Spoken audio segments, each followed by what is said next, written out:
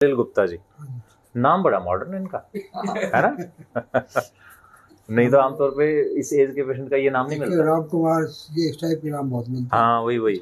सलिल जी is 67, इनको fracture हुआ, मतलब इनको एग्जैक्टली पता नहीं चला, स्लोली पेन शुरू हुआ एंड देन एक्सरे हुआ तो पता चला there is fracture neck of femur.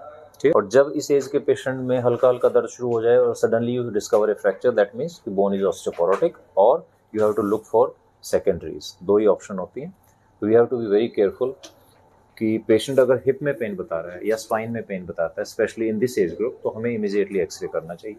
तो दूसरी चीज़ होती है कि जब इस एज ग्रुप के पेशेंट को अगर हिप में फ्रैक्चर है तो we have to be careful कि पेशेंट को ज़्यादा देर बेड पर नहीं रखना है, या तो उनकी सिटिंग करानी है। स्टैंडिंग कई बार नहीं कर पाते, पर कम से कम सिटिंग जरूर कराना है।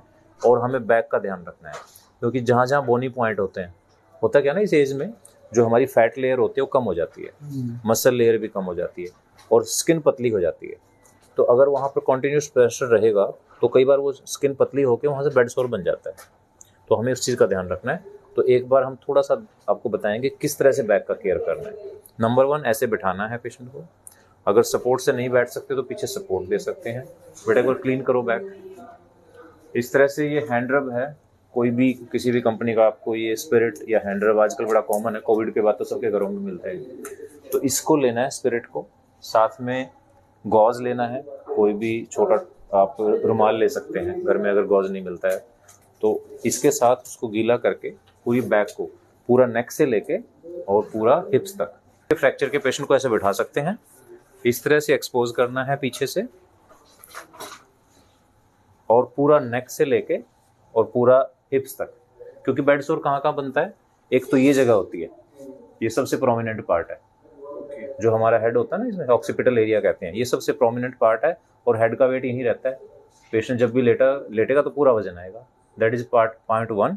पॉइंट 2 होते हैं जो स्कैपुला हमारी बोन होती है, इनके ऊपर बेड सोर बनता है। तीसरा होता है ये हिप वाला रीजन, स्पाइन से जस्ट नीचे। और चौथा होता है जो लोग मिस करते हैं, एडी के नीचे। अगर पैर सीधे पड़े रहेंगे, पूरे पैर का वजन एडी की टिप पे आता है बैक साइड में, तो वहाँ भी बेड सोर बन जाते हैं। तो ये 4-5 जगह जो हमें देखनी है। तो हम कैसे क्लीन करेंगे? हाँ लो, गॉज इस तरह से अच्छे से लेना है। स्पिरिट के 2 फायदे हैं, एक तो क्लीन करेगी, दूसरा इसका वेजोडाइलेशन इफेक्ट होता है, यानी कि ब्लड सर्कुलेशन बढ़ाता है। जो ठंडा लगता है ना वहाँ पे, वो जब भी स्पिरिट से साफ करोगे आप देखो थोड़ा रेड हो जाता है। रेड का मतलब ब्लड सर्कुलेशन बढ़ जाता है। बेड सोर क्यों होता है? प्रेशर की वजह से ब्लड सर्कुलेशन कम हो जाता है, स्किन डेड हो जाती है, तो इसको काउंटर करता है। और तीसरी एक फायदा और भी होता है, पेशेंट को बड़ा अच्छा लगता है कोई ऐसे क्लीन कर दे। मैं ठीक कर रहा हूँ ना? अच्छा क्यों लगता है भाई? एक तो ठंडा ठंडा सफाई हो रही है, दूसरा ये भी होता है पेशेंट को मेरा कोई ध्यान रख रहा है। देखो इस उम्र में ये चीजें बहुत जरूरी हैं। तो फिजिकल और साइकोलॉजिकल दोनों बेनिफिट हैं इसके। हाँ जी, इस तरह से हमें क्लीन करना है। तो इस तरह से हम पेशेंट को बेड सोर से बचा सकते हैं। और जब बैठते हैं तो हमारे लंग्स की पोजीशन चेंज होती है। सारा दिन अगर लंग्स ऐसे रहेंगे तो नीचे फ्लूइड इकट्ठा हो जाता है लंग्स के बेस में। जब बैठते हैं तो ब्रीदिंग की पोजीशन, लंग्स की पोजीशन, हार्ट की पोजीशन चेंज होती है।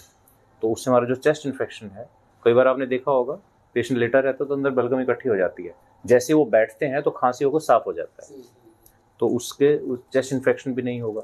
और अगर पेशेंट वॉकर से थोड़ा चल ले तो उनको यूरिन पास करने में इजी रहता है, ब्लैडर पूरा खाली होता है, तो यूरिन इन्फेक्शन नहीं होता है। ये 2-3 चीज़ें होती हैं जो इस एज में हमें नुकसान करती हैं।